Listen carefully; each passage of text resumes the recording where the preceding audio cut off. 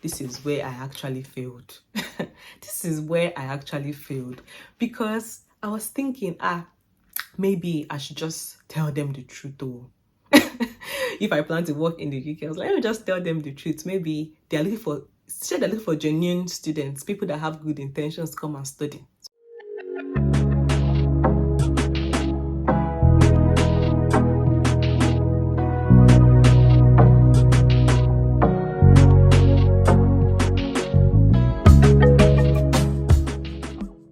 Hi guys, welcome back to my YouTube channel. It's your girl Osla. If you're just coming across this face for the first time, you're highly welcome. Make sure you are subscribed, make sure you're liking, commenting, eating up my videos on YouTube, okay?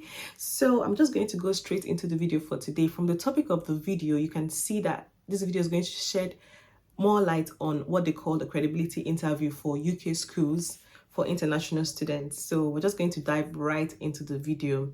So you might be wondering what a credibility interview is. So I'll just make it as easy as it can be for you to understand. A credibility interview is a 20 to 30 minutes one-on-one video between yourself and then a representative of your school's admission team. So the essence of this interview is that they want to find out if you're a genuine student before they'll be able to issue you your CAS letter, so that you can use that CAS letter to now apply for your UK study visa. Okay, so a CAS letter is a confirmation of acceptance from the school. Without a CAS letter, you can't apply for your visa. If you're applying for your visa, you need a CAS letter because it will have a CAS number. The school has to be your sponsor. That shows that you have a reason for traveling to the UK. So without this CAS letter, you can't apply for your visa. In fact, your visa will be refused. You can't even apply for the visa even because it's part of the required documents for you to travel. So I'm going to give you guys like all the necessary questions that your school would definitely ask you. The credibility interview, it differs from school to school, but with the way I've been able to put mine together for you guys, is going to be a very good guide to make sure that you pass your own credibility interview without any issues or hiccups along the way. Yes, so before I continue to give you guys, the real tips about how to pass your credibility interview, I just want to quickly address this. I've had so many people send me a DM on Instagram asking me about how they can go about accommodation when they come to the UK. Some of you be thinking, oh, where will I stay? Will it be close to school? How much will it be? How easy will it be? From Nigeria, from Ghana, from South Africa. Like, you just be wondering, how you can really sort out your accommodation. So I just want to introduce a platform to you guys called Amber, which is for students. It's the largest student accommodation provider here in the UK. They have, they provide not even just in the UK, they provide for people in America, USA, Canada, Australia, for students accommodations that are very close to their universities. So you don't even need to really stress yourself out. You can do it from Nigeria. There are representatives that could easily help you. You can even view your rooms. You can have online viewings. If you're in the UK here yourself and you're still thinking of how to do, you can even book viewings, so you could go and see the properties yourself. And then the accommodations are very nice, close to your school, and very, very affordable. And they have over 20k listings on their website. So there's a link in my description box that will take you directly to their website. All you need to do is click that link in my description box. You just search. When you get to the platform, you search for your school, you search for the area you want to be staying at, then you put in the postcode. You will see so many accommodations, so many prices. You go for the one that's within your budget. If your budget is very low, you will see the one that will fit your budget. If your budget is very high, you'll see the one that will fit your budget. Like, you don't have to bother about anything. You book your viewings, and then the representatives will just take you through all the processes. If there's any problem at all, they are there to guide you all through the process. You pay for accommodation, and then that's it. Very easy peasy. So I'm going to just take about a minute or two to just show you guys what most of their student rooms look like, so you guys can be able to see that they are quite nice, affordable, and very easy to just book it. No stress at all. So just hold on, let me just show you guys, okay?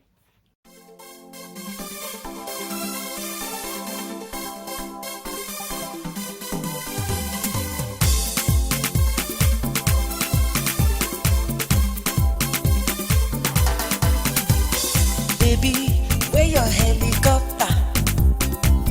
I be you pack 'em for yard. This your dress fine. I be a designer. Shebi no be bend down boutique.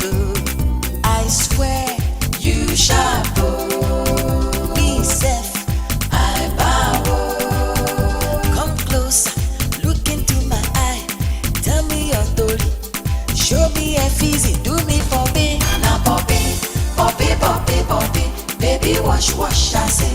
Na story, ash, na poppy. The more you look, the less you see. Na just the physique, ash, na poppy. Baby, wash, I say. Na story, ash, na poppy. The more you look, the less you see. Na just the physique, ash, na poppy. Exciting, right? So make sure you click the link in my description box. It will just take you directly to the website where you can just, follow the process that I've just explained. Okay, so you might be wondering why UK schools want to conduct a credibility interview. Most times in the past, UK has been faced with so many students, saying that they got admission, they're coming to the UK to study, and when they now get here, these students now end up, not going for their classes. They don't even register. They will just start working or start doing something completely different from the study that they said they were coming to do. So most schools now want to just be sure that your intentions to come and study in the school are very genuine, and that is why they are conducting these credibility interviews. The format for these interviews is that it could come like on a Zoom call, it could be a Skype call, it could be Microsoft Teams, or your school might just have their own platform where they would decide that this is how they want to conduct their interview. So let's just go straight into the questions that they would ask. Yeah, so normally the first thing they're going to start to do is to ask you about your biodata. So I have here with me a printed copy of what I used in preparing for my own credibility interview during my own period. And to be honest, I did my credibility interview more than once because I was thinking it was a joke something. I didn't know it was quite serious. So I learned my lesson and then I was able to pass at the end of everything. And that's why I'm here studying. Okay, so they'll ask you about your biodata, and just in case you guys see me looking down, is I'm looking at this printed copy, okay, because I need to make sure that I'm following it accordingly so that you guys will not be misplaced. Okay, so first of all, you need to know your full name. Definitely know your full name. So once they ask you what's your name, first name, I'm going to use myself in this case so you guys will relate better. So my first name is Uchenna, middle name Osla, last name Agunobi. Student ID number, so they expect you to know your student ID number. So mine is, whatever it is. So you have your student ID number as well. Your email address, you give it to them. Your course name, you must get the name of your course name. It's not if your course name is MSc Public Health. You will now say your course is Master of Public Health. It's the same. It's not even the same, but it sounds like it's the same, but it's different from what is stated on your offer letter. So make sure you're calling your course name exactly how it's stated on your offer letter. Yeah, so your course name, you say it MSc. Some people will even go ahead to ask you, what is MSc? They just want to be sure that you're actually the one that is coming to come and study the course that you said you want to study. They might ask what is MSc, what is BSc, and you might not even know. So they will just take you unawares. You might not know what you're going to be asked. So just prepare fully so that, you're well grounded. So they'll ask you the duration of your course. For some courses, it might last for 9 months, 12 months, 18 months. Make sure that you go through your offer letter to make sure that you know what the duration of your course is. Then they'll ask you your date of birth. You tell them your date of birth. They'll ask you your start date. So on your offer letter, it will write there your start date and your end date. So make sure you know it because they will ask you. They expect you to know. So your start date, then they'll ask the name of your institution. Mine is Middlesex University, so make sure you know the name of your institution properly. It's not your school is Middlesex. You now tell them the name of your school is the Middlesex University, whereas the name of your school is Middlesex University. So make sure you get it to the letter. Then they'll ask you the location of your school. This is where one of the places where I failed in my first interview, because they asked me the location of my school and the postcode. I was like, which kind of question is postcode? To be honest, when they asked me the postcode, in my mind, I was like, sorry to ask me more important questions. They're asking me postcode of my school. Am I supposed to cram that? But you have to put that in your head. They have to know that you know where you're coming to. So you make sure from your offer letter, again, the name of your school is written there. The location of your school is written there. The postcode is written there. Put it in your head. They might or they might not ask, but like I said, there are some schools that differ with their questions, but these are just things that if you know all of these things, there's no way you'll not pass your credibility interview. So they could ask you, how big is your institution? It's online, so search it and look for it. Okay, then this is now where the serious questions will now come into place. So they'll ask you, why do you want to study in the UK and not in your country?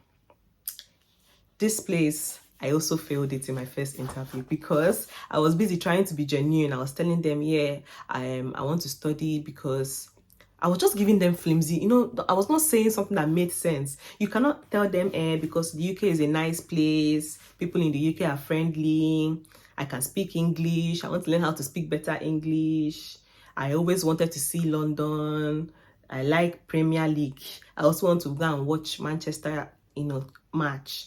Whereas in your country, you cannot do that. That's not the reason why you want to study. They want you to hit the point for them. So you can tell them that you chose to, I'm going to give you guys the right answers to give them. So you can tell them you chose to come to the UK because of its world-renowned reputation for academic excellence and its unrivaled cultural diversity of life. So why I prefer to study in the UK and not in my home country is because studying in the UK will expose me to quality education that is much more practical, and I'll have access to a wide range of modern learning facilities such as fully equipped laboratories, a 24-hour accessible library with free Wi-Fi, etc. Whereas institutions in Nigeria or in your country are not sufficiently funded and will not meet up with the demands. This is point one. Another point you can give them for why you want to study in the UK and not in your own home country is that you can say that I will be able to conclude my academic program at the stipulated completion time without any issue of strike compared to your home country. Example, Nigeria universities. Now, ASU strike will just be disturbing you. So you give them that point that they are constantly ravaged by unending strikes that will make me suffer the most because my academic activities could be put on a hold. Like, if it's you that owns the school and somebody's giving you all this type of points, won't you know the person is a genuine person? Okay, so you can also give them another point that employers of labor in your home country, they tend to prefer people who have studied in UK, which is actually very true.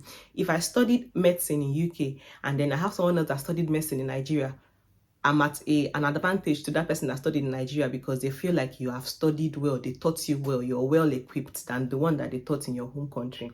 So you tell them that you'll be able to gain skills that they are looking for, such as collaborative working skills, presentation skills, critical thinking, independent research, problem solving, etc. This is another point. You can also tell them that a UK qualification will really help me to get the kind of job that I want as whatever it is you're going to study. Me, I study public health, so I'm studying public health. So you can tell them it will help you get the kind of job you want as a public health specialist, as a UK degree is recognized worldwide. Another point again I can give, it should be the last point I'll give, is that studying a master's in whatever field it is that you are, mine is public health, so studying an MSc in public health in the UK in an institution that has students from over 140 countries will give me the chance to experience a multicultural environment, meet different public health professionals, meet different people that will help to develop a range of desirable skills that are necessary to be part of today's global workforce. There's no way you tell them this thing now and then they will not believe that you really want to come to the UK to study. They can see that from right from the start that you have good intentions to study. So another question they might ask you is, why do you want to come to your university? So my university is Middlesex, so I'm going to be using myself like I said earlier. So they want to know why Middlesex University? Why not University of Cambridge? Why not University of Derby? Why not University of so? You have to let them know that there's something you saw in their school that you didn't see in the other schools. So you can't give them an answer and tell them, I want to come to Middlesex University because my cousin went there and he said it's a good place to come and study. You can't give them that kind of answer. You need to be more detailed. They want to see that you've done your research in finding out why you want to come to that exact school to study. So for me, I said I compared Middlesex University to 3 other schools, namely Anglia-Ruskin University, University of so, University of that, and I chose Middlesex for my exact course because of the models. Models are like the courses, the departments. So because of the models have been designed in such a way that it will give me a solid body of both theoretical and practical knowledge and skills that will help me become a world-class trained public health professional. Also, I'll be receiving a free electronic textbook for each of the models. You see all these things, and then to be sweetening the person that's interviewing you that this girl or this guy wants to really come to my school. You can also tell them the facilities. You mention the facilities in your school. You'll be like, you really, because of these facilities, you can talk about the rankings. Check it. Every school on their website, they have all this information. So use those information to your advantage and pass your interview. You tell them about the rankings, and also check that students are satisfied from there, and there's a strong support network available to make sure you do very well compared to other schools where the support network, there have been some feedback that are negative, blah blah blah. You can also tell them that even the school fees as well, that the school fees is relatively, because it's not affordable, it is relatively affordable compared to so school. And also there might be scholarship programs that your school is providing that another school is not providing. You can tell them that even your school provides a certain type of payment by installments that the other school is not providing. So you just give them the real facts. So that's for that question. Then they can now ask you, what are the facilities in your school as per your course? So you have to make sure you get the information about the facilities in the school as per your course. You can start by telling them generally, your school has spent so amount of money to make sure that they have modern quality facilities. You do on your school website, you will see all the facilities. Mention the names. Mention the names. They need to hear it. If possible, find out how many textbooks they have. I said it to them in my own. I don't even know I put it in my head. I told them that there are 24,000 online journals, 350,000 books, 600 computer laboratories or computer systems. Like, mention things to the core and mention things that relate to the course that you are also planning to go and study. They want to hear it. Okay?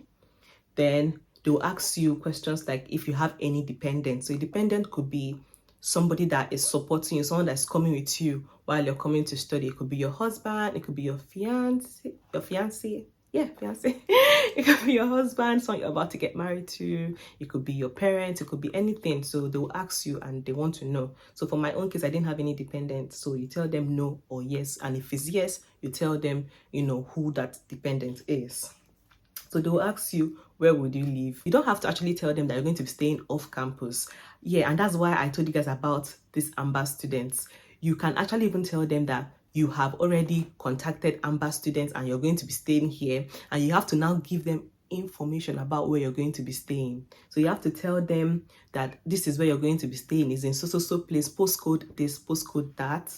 Tell them how far it is from your school. So if you're staying in wherever, you tell them that this place, they won't ask you, all they'll just ask you is one question, but you tell them more than that one question they've asked you. So if they ask where you'll be staying, you have to tell them how far it is from your school by bus, by train. You need to tell them how much accommodation is in a month and per week.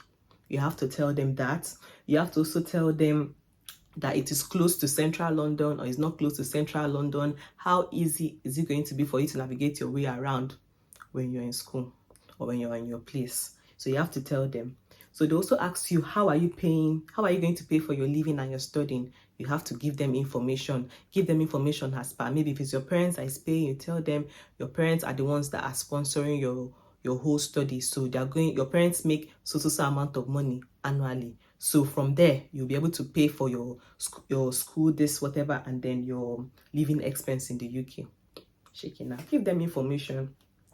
So they also ask you what your monthly expenditure living in the UK is going to be. So for me, because my school is in London, you have to find out people that stay in London and outside London. There is a stipulated monthly expense that is expected that you should always have. Make sure that if your school is in London, you have to use the expenditure for someone that is staying in London. And if your school is outside London, you have to use expenditure for someone that is staying outside London. So you mention the amount of money. This is your monthly expenditure.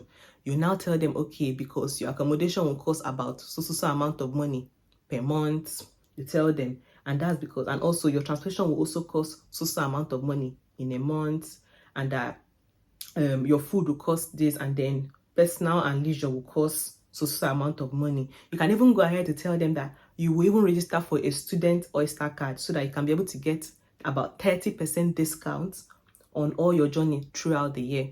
By the time you give them this information, they will know that you've done your research very well and you are grounded.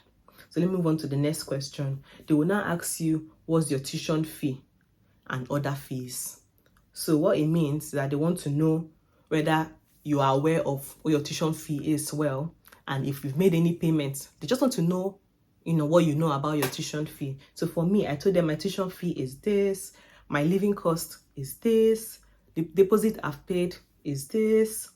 Did you get any scholarship at all? If you did, so scholarship is this. You tell them, and that's for that question. Then they will ask you, how do you intend to travel from the airport to your campus or to your place? So you have to tell them, because you safe, how do you plan to travel from the airport to school or to your accommodation? So for me, I've already done my research, and I was like, since my school provides meet and greet services each year at the airport, then I am grateful to my university that is already helping their students that are coming for the first time. So you can actually say something like that, or you'll find out how you're going to leave. I think this is actually the easiest way, because most schools, they arrange meet and greet, so they pick students from the airport to the campus. Easy peasy. So they'll ask you if you visited the UK before. If you have, you tell them, and you tell them when you visited, how long you stayed. If you haven't, no. They'll ask you, have you been refused visa before? If you've been refused a visa before, you tell them, and tell them why you refused a visa. If you've not been refused a visa before, you tell them no. You move on to the next question. They'll ask you what your highest qualification is. So for me, my highest qualification was a Bachelor of Pharmacy. So you might tell them Bachelor of Microbiology. You might tell them whatever it is your highest qualification is, you tell them, and then you move to the next question. So they'll ask you, do you plan to work in the UK? This is where I actually failed. This is where I actually failed, because I was thinking, maybe I should just tell them the truth though. If I plan to work in the UK, I was like, let me just tell them the truth. Maybe they're looking for genuine students, people that have good intentions to come and study. So I now told them that yes, that I plan to come back to my country anyway, but before I come back to my country, that I'll work for like a year or two in the UK so that I can be able to gain experience before I come back to my country. You don't tell them that.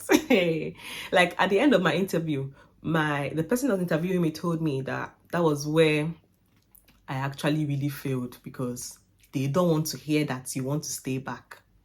They don't want to hear it at all. So don't tell them that you're planning to stay there for a while to study and work. You don't even tell them you're planning to stay for 1 month. So let me give you guys a typical thing I told them for my own course and everything. So I told them the main purpose of my coming to the UK is to study and not to work. So once I have completed my course, I will return back to my home country, Nigeria, to work with the knowledge and skills I have acquired as a public health specialist in an international NGO to improve the quality of life of Nigerians struggling due to poor access to good health. Simple. You don't need to go and start telling them you work small. Don't be, well, just tell them that you have plans to come back to your country immediately after your education. Do you get? Don't tell them that you plan to stay there. Even if you have that plans, we all have the plans, but tell them what they want to hear, okay? Yeah, so the next question is that they will ask you, how will the qualification you're going for, how will it help you? You have to tell them, you have to do some kind of groundwork on whatever it is you're coming to study, what is going to help you after school. So for me, mine is different. So if I read it, it's going to make this video quite very long, So you just tell them that, you can just tell them that qualification will prepare you for both practical work. It will equip you with all the right skills that will help you to contribute, promote, prevent in your home country. Remember, not that what the qualification will help you to do it in that country you're coming to, but the qualification will help you in your home country. Yeah, they will go ahead to ask you what your career goals are. So make sure you have, your goals and your plan properly aligned with what you're coming to study. Whatever it is you're telling them, tell them that you made a decision to come and study so course because it falls in line with your career goal, which is to work as whatever it is that you want to work at. You can even go as far as telling them where you want to work at in your home country. Because me, I told them that I plan to work in an international NGO called International Rescue Committee by providing vital support. So what does that mean? That means I even went to go and browse about International Rescue Committee. So do your research, okay? So you can give them your long-term goals and your short-term goals in this your career goals. It doesn't mean that you must achieve it, but it's a goal. So it's something that you might change. It's something you're going to try to achieve. Simple. Then they'll also ask you the name of the qualification that you're going to receive at the end of your course. Some people don't even know the name of the qualification they're going to receive at the end of the course. So you have to be able to get the name properly. Okay? If you're going to receive PG diploma qualification, tell them. If you're going to be receiving an MSc qualification, you tell them. If you're going to be receiving a BSc qualification, you tell them. If it's PhD, you tell them. Go straight to the point and tell them this is the name of the qualification I'll be receiving at the end of this program. So now onto another part of this credibility interview. They will ask you why that course you're coming to study. So me, they ask me, why public health? Why do I want to study public health? So you have to, even if it's to define public health for them, even if it's to define engineering, this is this. And for example, public health, you guys can tell, is very related to what's happening with the COVID pandemic. So I use it a lot to my own advantage. So I told them public health is defined as the science and art of preventing diseases, prolonging life. The definition if you check online anyway. That public health is a crucial issue in every society and the world at large. A degree in public health will give me the professional foundation and transferable skills I need to understand and work on a wide range of issues in a variety of fields, including that we see in the news every day, from COVID-19 to general health. Like, there's no way they'll be hearing these things now and then they will not feel like you're a genuine student now. Then they'll ask you what are the other considered courses that you considered other than public health or other than the course you're going for. So for me, I mentioned about 3 courses that I considered. And I was also considering to study MSc Global Health. I also considered to study MSc Community Pharmacy. And I also considered to study MSc Clinical Pharmacy. And it's true, these are things I considered. So you know what other courses you consider, because I'm sure you just didn't consider one course. Somehow you had second, third, fourth option of the courses that you might go for if you don't get the one that you want. Okay, so you tell them. So now they'll ask you about your course content. So what you need to do is, whatever course you're studying, whatever school that it is that you're going to, you need to go on your course content on the school website there. Open the overview. Each of the modules, there's a summary that is there. There's the credit units that each of the modules have. So some modules might have 15. You need to know how many modules you're going to be taking. You tell them that there are so amount of modules for your course, and that this is the required credit unit that you need to get at the end of your course. So you're going to also give them like a brief understanding of your own understanding of each of the modules. So for me, there were 7 compulsory modules and a total of 180 credit units. So in each of them, you just say a line or 2 about each of the models, except if when I did my first interview, they didn't ask me to explain all the models. They were just telling me like they might just mention one model from anywhere and tell me I should tell them about this model, my own understanding. And I was even fumbling here because I didn't prepare like that. I didn't know that they expected me to go and read it. But I'm just telling you that you should have an idea of each of your model, because they might decide to ask you any model, or they might decide to ask you to talk about all your models. They want to see that you've done your research properly. Because remember, you told them that you picked your school because of the model when you compared it to other school, which is true, because picking the type of models that this school might be providing to give you the same qualification the other school will give you might be different from the type of model that another school is providing. So you need to let them know that you've done your research properly. So on your school website, you'll see the overview for each of the models. They will go ahead to ask you, how will you be assessed at the end or during your program? So you have to tell them everything is on your school website. How are students assessed? Are you going to be assessed through coursework, case studies, field work, presentation, exams, research, let them know. Project, dissertation, let them know. They'll ask you how will you be taught. So on your school website again, they'll also put it there. Is it going to be completely online? Will it be hybrid, both online and then in class? Or is it just going to be you coming to class, physical lectures, or completely online? You have to let them know. If it's going to be a combination, you tell them that it's going to be a combination and that you'll be taught through lectures, seminars, self-directed learning activities like group work, case studies. You let them know. Okay, so you can even tell them about your school library. Tell them that you would use the e-learning structures for your course to progress properly. So these are just like the main questions. I don't think they'll even ask anything outside of all these questions that I've said, but like I said, if you're able to get all these questions, you'll be able to pass your credibility interview once. So yeah, I've come to the end of my video. I hope you guys enjoyed this video. And make sure that if you have any questions in the comment section, you're asking me, I'll try my possible best to make sure that I answer everybody's questions. Okay? So make sure you're liking this video. Make sure you're sharing this video to somebody it might help. Like, even if you're going to go for your visa interview, these questions will help you, because even when I got to the UK border, at the airport, when they were like trying to clear me before I go and get my luggages, they were actually asking me some questions like, where is your school? Where are you staying? Blah, blah, blah, blah, blah. So make sure that, you're well grounded before your credibility interview. It will help, okay, to make sure you pass. And I can't wait to see most of you. I say I can't wait like I'm actually going to see anybody, but I can't wait to actually hear that most of you have come to the UK successfully without any struggle at all. Okay, so see you guys in my next video. Bye.